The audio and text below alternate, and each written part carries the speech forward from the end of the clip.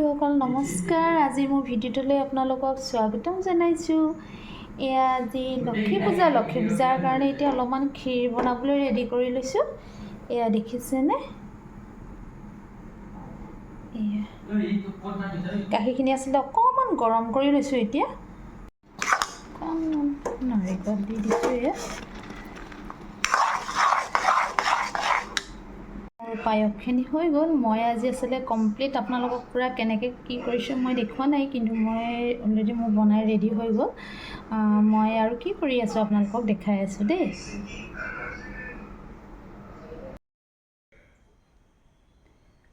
লক্ষী পূজাৰ কাৰণে এইখিনি এতিয়া ৰেডি কৰি আছোঁ। এতিয়া কৰি লওঁ, আপোনালোকক দেখাম মই ধুনীয়াকৈ।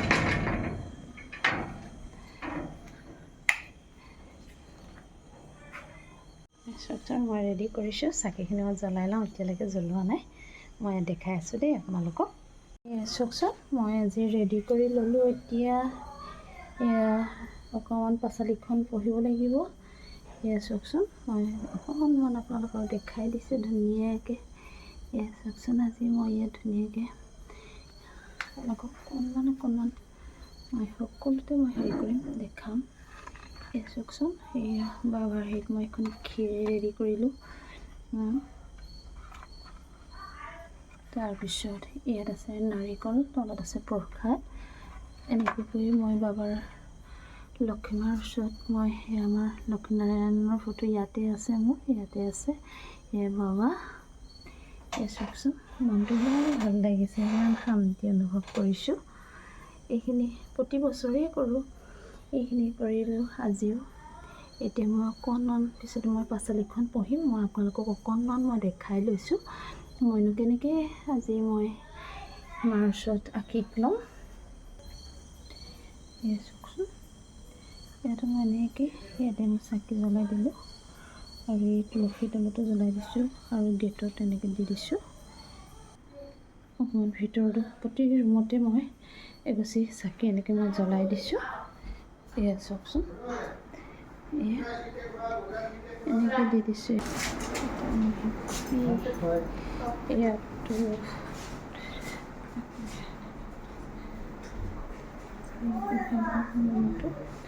চাকি জ্বলাই দিছোঁ ধুনীয়াকৈ। চাওকচোন,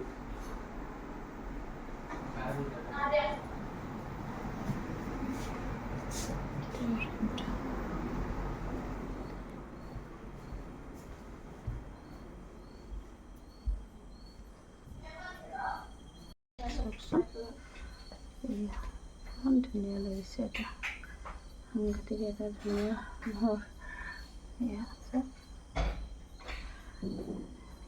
কৰিছোঁ। মই এতিয়া ইয়াতে বহি লৈছোঁ। এতিয়া অকণমান মই পঢ়িম। পাচলিখন মই প্ৰতিবাৰেই পঢ়োঁ, এইবাৰো এতিয়া অকণমান পঢ়িম। নিজে এনেকৈ পূজা কৰি, পূজা মানে কি আৰু মাৰ ওচৰত এনেকৈ আগবঢ়াই সঁচাকৈ ভাল লাগে। আৰু ঘৰতো আমাৰ মেইন এইটো আমি সদায় সকলোৱে কৰিব লাগে। মানে লক্ষীয়ে আমাৰ মেইন বস্তু, আৰু সকলো কামতে আমি আগবাঢ়িবলৈ আমাকতো লক্ষী লাগিবই। আৰু সেইকাৰণে মই ভাবোঁ সকলোৱে মনোকামনা পূৰণ হওক, আৰু সকলোৱে যি বিচাৰিছে সকলোৱে পাওক, সেইখিনিয়ে লাগে। চাওকচোন, অকণমান মই এনেকৈ ইয়াত ধুনীয়াকৈ মই বহি লৈছোঁ। এতিয়া চাওক,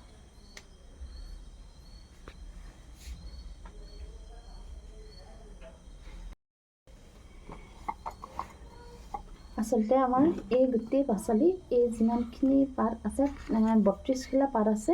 এই 32 খিলা পাতে আমি আচলতে প্ৰতি লক্ষী পূজাত পঢ়োঁ। আজি অকণমান পঢ়ি আপোনালোকেও চাব, অকণ মই পঢ়িম।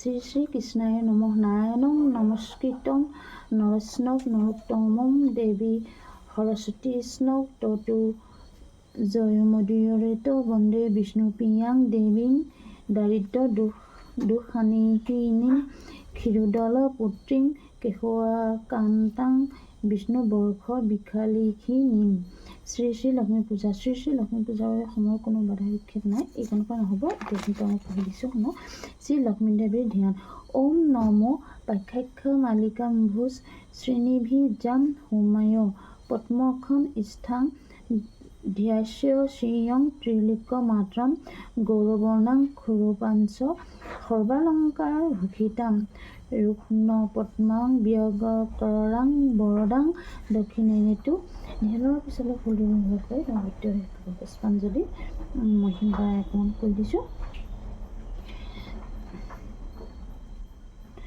নমস্তে সৰ্বদা দৈৱানং বৰদাসী হৰিপ্ৰিয়ে ইয়াক গতিষ্ঠ স্থান গতিত প্ৰপনাং সৰ্পণাং বিভূতিচাং বন্দে বিষ্ণুপ্ৰিয়াং দেৱীং দাৰিদ্ৰং দুঃখানিহীন ক্ষীৰোদ পুত্ৰীং কেশৱাকান্তং বিষ্ণু বৈখৰ বিলাসিনী লক্ষ্মীতত্ত্ব ধ্যানৰূপে সেই প্ৰাণীনাং প্ৰাণদায়িনী দাৰিদ্ৰ দুঃখ সংহতি লক্ষ্মীদেৱী নমস্তুতে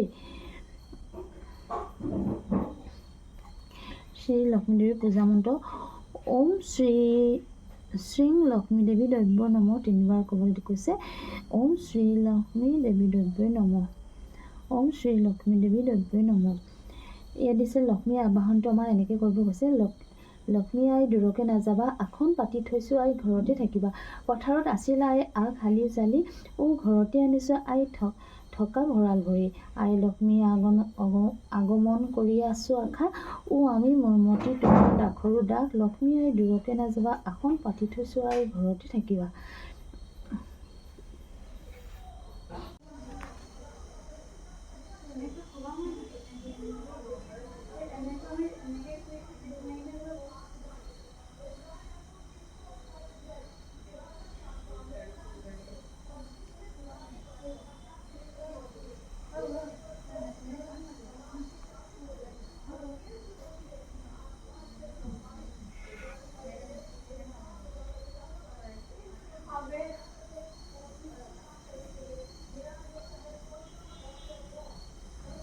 আমাৰ ঘৰলৈ আমাৰ এই হ'ল ধুনু লগৰ ন এই চন্দানী ধুনু লগৰ হয় আৰু তাই অকণমান ডাঙৰ আৰু কিন্তু একেলগৰে হয় সিহঁতে লক্ষী পূজা খাবলৈ আহিছে দেই মাতিছোঁ মাতাৰ কাৰণে আহিছে আৰু নহ'লে ক'ত আহিলে সঁচাকৈ ন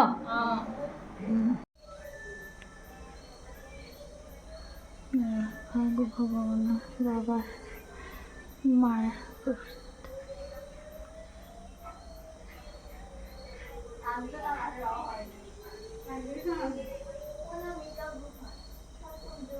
ৰেডি কৰি ল'লোঁ মোৰ আলহীখিনিৰ কাৰণে এয়া চাওকচোন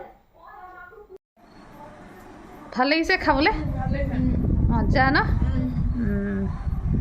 খোৱা আৰু ধুনীয়াকৈ মোৰ কি ক'ম অতিথি ন অতিথি নহয় এনেকুৱা হেৰিত মাতিলে মানে কি কয় জানা নাই মতা মানুহ হ'লে ভকত বুলি কয় হয় নাই কিন্তু মাইকী মানুহক সেইটো বেলেগ কয় তোমালোক হ'লে মানে কি হয় জানা তোমালোকক সেই মানে এতিয়া আজি আমি পূজাৰ হেৰি পাতিছোঁ নহয় হয় নাই সেইটো মানে সেই লক্ষীৰ হেৰি বুলিয়ে কয় গম পাইছা নাই দেখিছা মই মানে ভাগ্যৱান গম পাইছা খোৱা পায়সটো ভাল লাগিছে নে সকলোকে দি ল'লোঁ দি এতিয়া মই খাই আছোঁ ধুনুৰ লগৰ সিহঁতো গ'লগৈ এতিয়া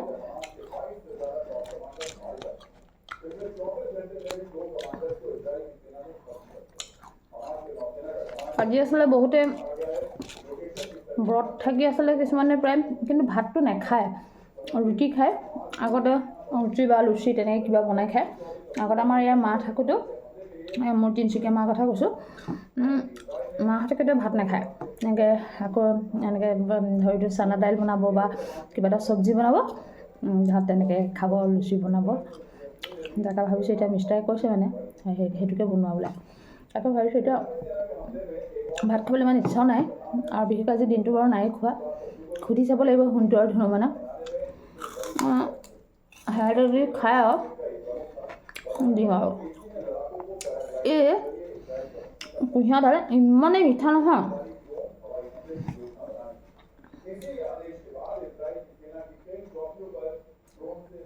সেই সময়ত বজাৰৰ পৰা ইমান ডোখৰ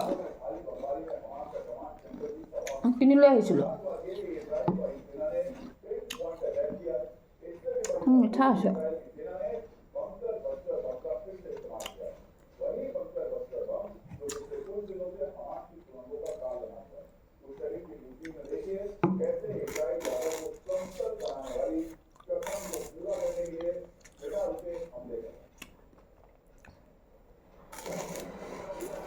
ধুনু এতিয়া এই বাইদেউহঁতৰ আছিলে হেৰিত মই প্ৰসাদ দিবলৈ গৈছিলোঁ। এতিয়া মোৰ সেই লগৰ সিহঁতৰ ঘৰলৈ গৈছে, প্ৰসাদ অকণমান লৈ গৈছে।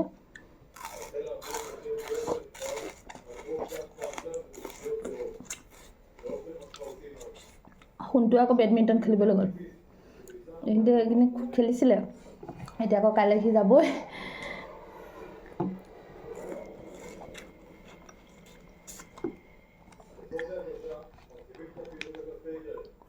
আজি তাকে মোৰ দাদাৰ লগত মই কথা পাতিছোঁ অথনি, কৈছোঁ মানে ফোন কৰোঁতে কেলৈ বাৰু নাজানো পূজাত মনবোৰ বৰ ভাল লাগে। দাদাই কৈছে অঁ সঁচাকৈ কেলৈ নালাগিব কচোন, পূজা বতৰে তুমি নিজে চিন্তা কৰাচোন, তাই ৰাতিপুৱা বতৰটো কিমান ধুনীয়া, আবেলি গধূলি বতৰটো কিমান ধুনীয়া, ভাল লাগিব ন। এইটো পূজা বতৰে আৰু কেলৈ মোক কৈছে মানে এই এনেকুৱা পূজা বতৰ মানে কি বুজি পাইছে নাই, এইটো হেৰিত মানে ভগৱান আহে তেনেকৈ কৈছে। ইমান ধুনীয়া এটা কথা কৈছে, মনটো একদম চুই গৈছে একদম। সঁচাকৈ কৈছোঁ, সঁচাকৈ এনেকুৱা মানে হেৰি হয়, ভগৱান যেন একদম ওপৰৰ পৰা প্ৰতিজন ভক্তৰ ঘৰতে আহে তেনেকুৱা এটা অনুভৱ হয় নহয় বাৰু কওকচোন?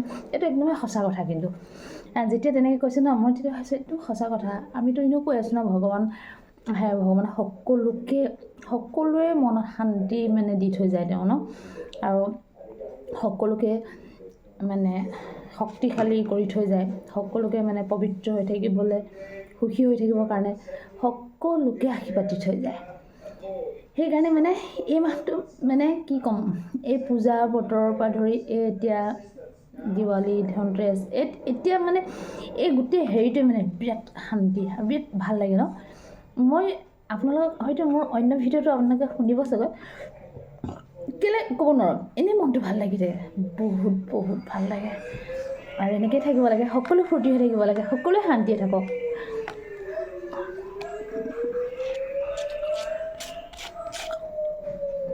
আজি মোৰ কিন্তু নগাঁও দাদাহঁতে 4টা বজাৰ আগতে কৰিলে, কিন্তু কোনে কৈ আছিলে 4টা আগতে হ'লেও হ'ব, নহয়তো বা 5:30 মানলৈকে টাইম দি থৈছিলে।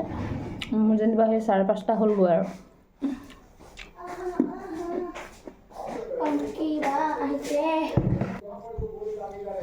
কংকি আহি গ'ল, মাতি আছিলোঁ, এতিয়া আহি মানে সেই অকণ পায়স খাইছে। মই পায়স কিন্তু কিহৰ পৰা খাইছোঁ চাওকচোন, মোৰ চামুচ নাই লোৱা, এটুকুৰা কুঁহিয়াৰ পৰা খাইছোঁ।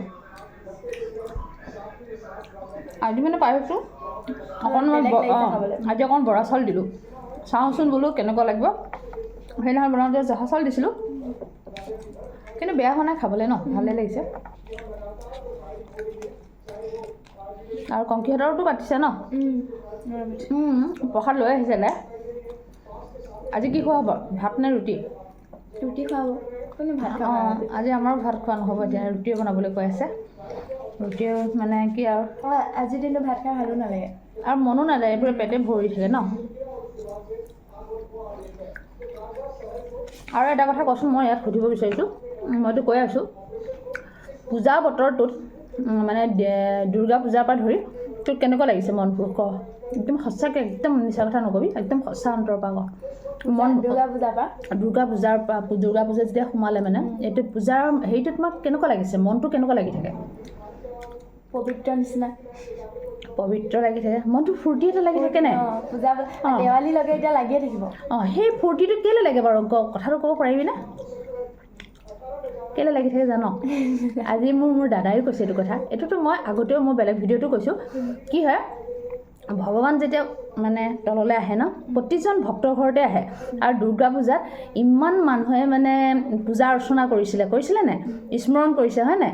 সেই যে পূজা অৰ্চনা কৰোঁতে যে সেই কথাখিনিতো সেই বায়ুমণ্ডলত পূৰা বিয়পি গৈছে নাই?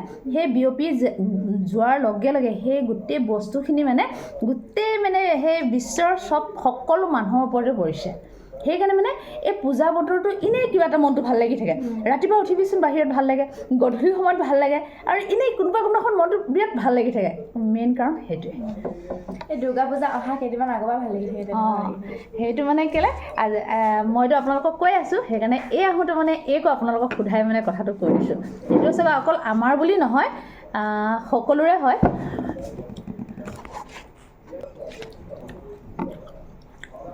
আজি আচলতে প্ৰায় ঘৰতে ভাত বনোৱাটো নহ'ব কিছুমান ঘৰত খিচিৰিও বনায় আৰু মানে প্ৰসাদ হিচাপে এতিয়া খিচিৰি বনোৱা হ'ব আমিও এতিয়া ৰুটিয়ে বনাম আৰু তহঁতৰ ঘৰত আমাৰ ঘৰতো ৰুটিয়ে বনাম ৰুটি ন আজি তেনেকৈ খোৱাটোৱে ভাল আৰু এনেও আমি এতিয়া ইমান ধুনীয়াকৈ ইমানখিনি প্ৰসাদ খাইছোঁ পেটটো অলৰেডি ফুলেই হৈ গ'ল